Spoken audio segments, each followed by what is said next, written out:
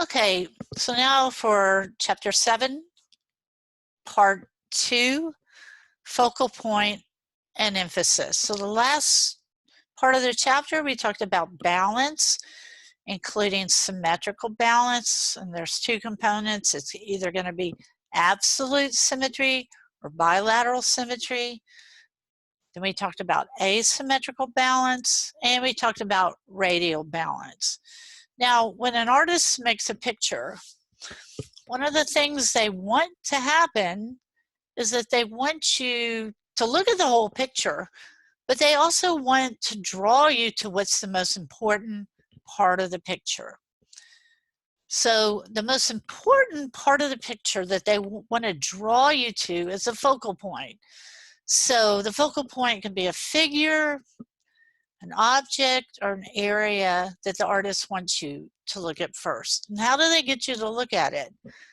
The way they get you to look at it is through emphasis. And emphasis relates to how the artist has manipulated the basic formal elements within the picture to make you want to look at the focal point. And as you recall, the basic formal elements are all those terms and concepts we learned about in chapter 3 through chapter 6. So what we're going to look at, I know this is a little dated. I think it was painted in 2000 or so. This is DJ Screw in Heaven, done by one of UHD's art professors, L. Franco Lee II. And I like to use L. Franco Lee's work because everything about the basic formal elements and the principles of design that are important, he utilizes it in his work to make his work stronger. So we're going to talk about DJ Screw in Heaven and try to figure out what the focal point is. Well, probably obvious to you, since it's titled DJ Screw in Heaven, then the focal point is going to be DJ Screw. But a lot of times the title of the piece will have nothing to do with the focal point. So how does he get us to look at DJ Screw? So one of the things he does is he puts DJ Screw right in the very center of this painting. So that's he's front and center, and that's gonna draw us to him. But not every focal point is front and center. I just want you to know that. So the next way he gets you to look at DJ Screw is there are a lot of lines of sight that lead us straight to DJ Screw. So this guy, I'm sure you guys probably maybe know who these people are in this image. They're all artists, but I don't know their names, so please forgive me. So this guy in the purple suit, he's creating a line of sight toward DJ Screw because he's looking straight at him. This guy right here, we'll go into what he's handing him in a minute, but first we're going to talk about his line of sight, which is looking straight at DJ Screw. This guy back over here is creating a line of sight. He's looking straight at DJ Screw, and this guy is looking straight at DJ Screw. And even this guy in the poster is directing us with his line of sight straight to DJ Screw. How many times can Miss Secor say DJ Screw? Okay, so the next thing we're going to talk about are directional lines. So remember, there's two different kinds of directional lines. Rows of things create directional lines. Lines that lead straight from one object directly to another object are directional lines. So there are directional lines in the floor. There's two different forms of directional lines in the floor. There are rows of tiles that lead straight to DJ Screw. Those are directional lines that lead straight to DJ Screw. And then there are actual directional lines, like continuous lines, that start at one figure or object and lead us directly to DJ Screw. There's lots of these. Like go from this guy, from this speaker, the line of the floor, all these lines, they're directional lines that lead straight to DJ Screw. So also another kind of directional line is there's a rows of guys that surround him. And that row of those guys is another form of directional line because it's a row, leads straight to DJ Screw. There are also lots of implied lines that lead straight to DJ Screw. This guy, he's got a like a cup of, what do you call it? Syrup. Anyway, that cup is pointing directly to DJ Screw. This guy's elbow pointing right at him, DJ Screw. The corner of this box pointing right at DJ Screw. The corner of this like Burger King or Whopper, I don't know what it is, pointing right at DJ Screw. This, there's something else over here, but I can't see what it is anymore because I'm old. There are also all these implied lines of this like guy handing DJ Screw some wacky tobacco, and their hands touch one another. This guy, this directional line on the side of this guy, who does it lead to? It leads to DJ Screw. So we have like implied lines. This guy's elbow, who's pointing at DJ Screw. Just wanted to say DJ Screw one more time. So all of those are emphasizing DJ Screw as a focal point. So this piece is radially balanced. Everything is radiating, the placement of everything radiating right off of the head of, I'm going to say it again, DJ Screw. Also, DJ Screw, the focal point, is emphasized by all the red that surrounds him. There's the obvious red on all the records and the fast food packaging. There's red on these milk crates. There's red on this guy's shirt. There's red on his shirt as well. He's surrounded by red, a very bright color, bright in value, which helps emphasize the focal point of DJ Screw. When you have to write about this, you're not going to just say red surrounds him. You're going to tell me where that red is found. Red in the center of the records, red on the fast food packaging, red on the cards, red in the stripes on this guy's shirt.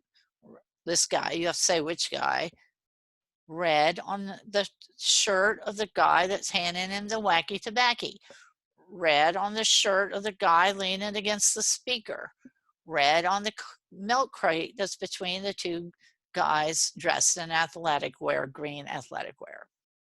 Okay, so what are some other ways the focal point is emphasized? Well, let's figure this out. One way is, so DJ Screw's skin is like relatively dark. It's not the darkest thing in the picture, but it's relatively dark. And it's surrounded by the like much lighter in relative value, the floor is lighter. DJ Screw has on a relatively very dark shirt. It's like blue-black.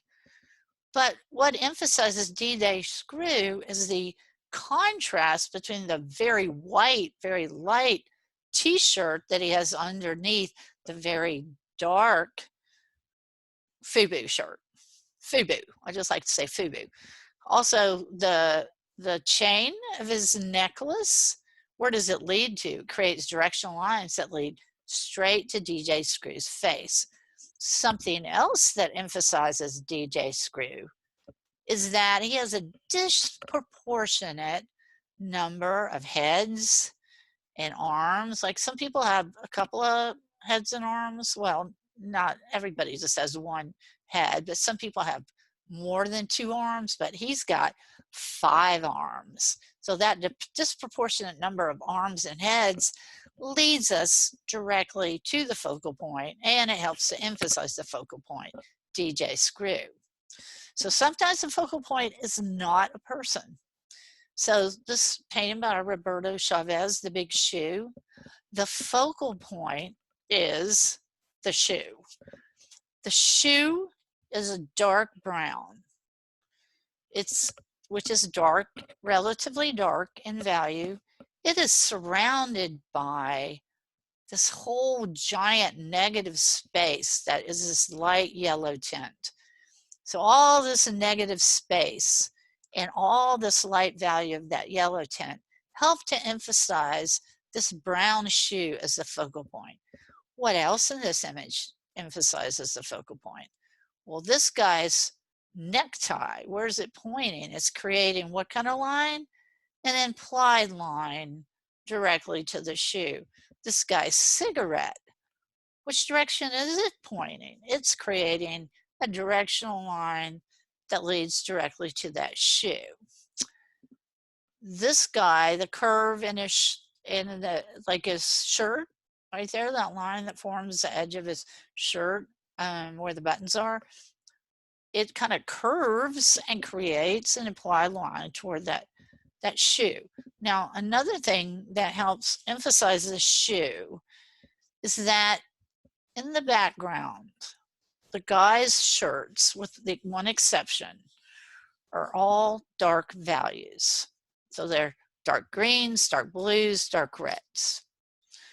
The one guy whose tie is creating an implied line toward the shoe, it's the lightest value in the picture, but that light value surrounds that tie, which makes us look at that tie, which then leads us directly to that shoe. So all of those things are coming together, all those basic formal elements are coming together to emphasize the shoe, which is the focal point in the image. When you talk about focal point and emphasis, you've got to use the word focal point. You have to say what the focal point is, and you have to say what basic formal elements emphasize the focal point, but you also have to say where those basic formal elements are found in the picture. You have to provide descriptive details. So here's another one, the still life with lobster. We look at the image, we see lots of muted, lots of dark, lots of desaturated values, colors. And we see, where do we see a saturated hue that's found on the color wheel? The red lobster, the red and red-orange lobster, these are saturated hues. They're the most intense hues, they're the purest hues, and they're found on, and as we know, hues are only found on the color wheel. So that is the one truly saturated area with a red hue that is surrounded by desaturated colors. Like this green is mixed with gray, so it's a tone of green. And this green over here, this is a tint of green. And this green over this area here is like a greenish brown. And then this leaf is got green tones in it. So all these tones and tints and shades, all these desaturated colors point directly at the lobster. Now, when we think of red, what is the complementary color of red?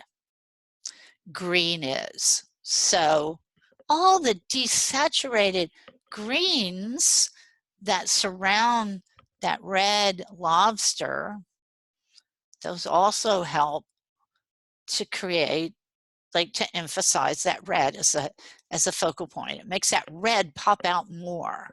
Then there are also directional lines that lead to the lobster. This line along the slab that is placed on, that line starts in one place and stops at the lobster. The lid of this the soup tureen, the lid creates a directional line that leads us to where? The lobster. The edge of this little, I don't know, the oil and vinegar here, the platter that's sitting on, where does that directional line lead us? To the lobster. This little silver thing here, where does the side of it lead us to? So directional line leads light to the lobster. But then there are other ones, but there are also implied lines that lead to the lobster. This leaf here points toward the lobster, create an implied line toward the lobster. This knife, it doesn't touch the lobster. It points in the direction of the lobster, creating an implied line. This loaf of bread points this direction, creating an implied line toward the lobster. While this loaf of bread creates an implied line to the knife, that leads us to the knife, which leads us to the lobster. So all of those kind of things. Then the lobster is surrounded, this cloth that the lobster's on, it is the lightest value in the entire picture. It's a light, like creamy white, because the white surrounds that lobster. That helps us focus on the lobster more, as everything else is kind of a darker tone in the image. What's the focal point of this image, and how's the focal point emphasized? This girl, she's a focal point. She has her arms raised in the air, which lead directly to her, but also emphasize, like they kind of surround her head. That emphasizes the focal point. She's wearing a really bright white shirt. Well, this girl has on bright white. She's also got these other tones and tints on it. And so this white is the brightest white, and it leads us directly to her. She's surrounded completely by the saturated red, which makes her pop out more. This guy, even though he's got this bright white here, well, we look at that bright white, but what's he looking at? He's creating a line of sight toward the girl. This guy that's dead, his eyes are kind of pointing in this direction. This girl's arm is like pointing in the direction of this girl, creating an implied line. There's directional lines on the side of the porch that lead us to the girl. So there's all these different things, all these different basic formal elements that help lead us to this girl. So in this one, are there two focal points or are there one focal point? This could be argued, but I'm going to say the real focal point is the Frida wearing the white. This woman's arm, the Frida on the right, her arm points toward the Frida on the left, create an implied line. The white is the lightest value in the image. It's even lighter than the background clouds. And that red on the white, it pops out more because it's a saturated red. So that all leads us to her. She's wearing the most patterns on her dress, whereas the other Frida has on kind of darker, more subdued tones. So all that pattern leads to her. The heart is open and there's more details in the heart, so that those details lead directly to her. And even though we're kind of led to the other Frida, but because this Frida on the left stands out more, because she's also surrounded by, like, this part of the bench on the left creates a directional line leading directly to her. Her hand, like the other Frida's hand is holding her hand. There's a directional line created by her arm that leads to her. So this could be debated that there's maybe two focal points, but I'm of the opinion that there's one focal point because of these things. Okay, so you're going to have to do some homework later on, but you're going to have to figure out ways that these two images in your homework, what the focal point is, and what leads to the focal point. This will be another image that's gonna, I believe, is on that homework too. You're also, like, when you're later on, when you look at these images in the homework, you're gonna have to tell me what kind of balance these images have. There'll be other things you have to talk about as well, but try to figure that out. And if you have questions as we go along, like before you get to that homework and you wanna like pass your opinion on me and to see if you're correct or not, just like ask me any questions you want to ask me feel free to. Okay, that's the end of this recording, and I'll be back with you later.